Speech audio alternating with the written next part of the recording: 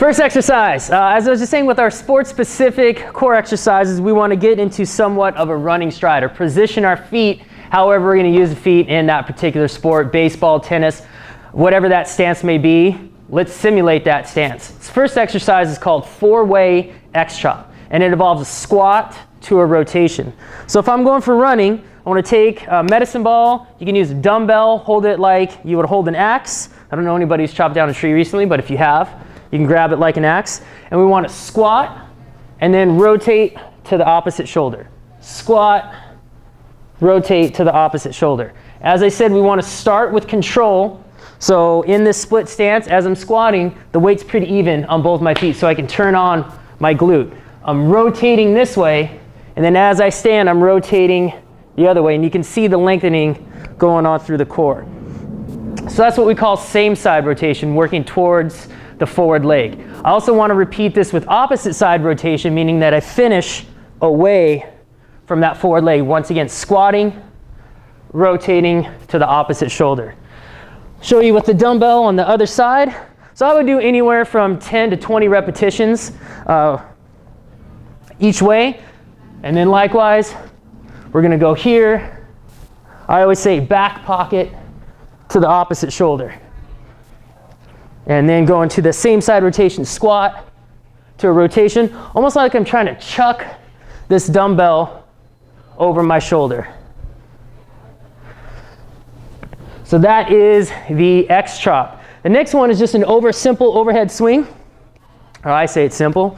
But with this one, it's very similar to a kettlebell swing. So we're going to start with a half squat, and then we're going to go up and really lengthen through the core. Starting with control, and then eventually building into some speed.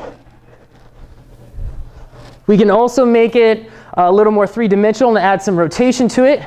And I can go over the right shoulder, over the left shoulder, and alternate those. We also call this a golf squat because I finish it very similar to how I would finish a golf swing. So there's two quick exercises for the core, four-way X-chop. And you could essentially make it a three-way overhead swing using, this is about 6 pounds, that's a 10-pound dumbbell.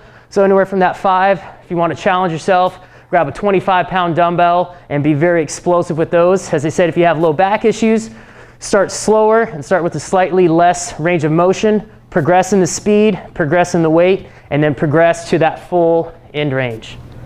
For the last part of our core demonstrations, I'm going to show a modified plank. Now I mentioned that if we want to be sport specific, we need to be on our feet in terms of training the core for running.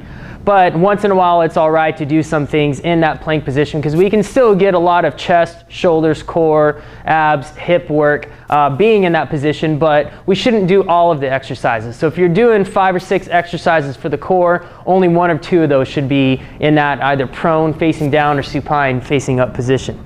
So this is what we call upper and lower extremity reach matrix. So I'm going to reach with my arms in all 3 planes of motion. Then I'm going to reach with my legs in all 3 planes of motion, essentially making it a dynamic plank. So we start off in the nice strong plank position, and I'll start with the arms reaching forward. And I'm swinging my arm up a little bit as I'm reaching forward so I can lengthen through the core there. Now I'll go to that side to side or frontal plane, and I'm just going to push my hips opposite of the reach, doing my best. And you can see I'm even wobbly a little bit on these, but doing my best to keep my body perpendicular to the ground as I go side to side.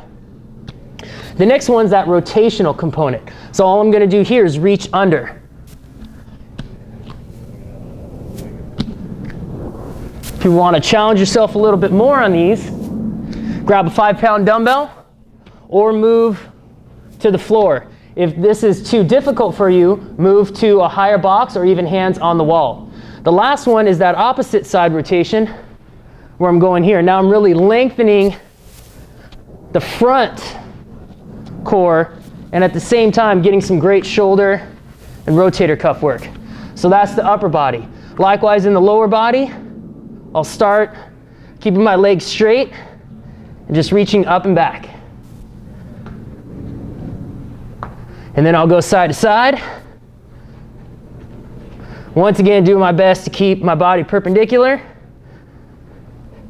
And then I'll do the 2 rotational ones. First one going on the front side. Just gonna go left foot to the right side, right foot to the left side.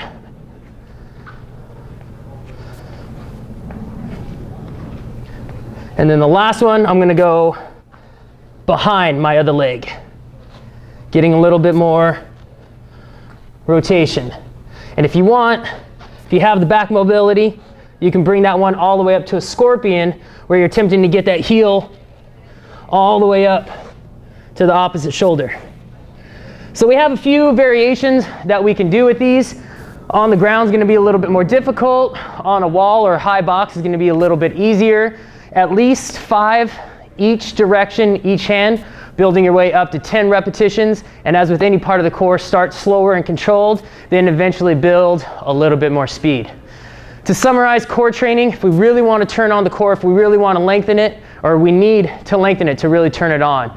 And we need to do so in all 3 planes of motion, that front to back, side to side, rotationally.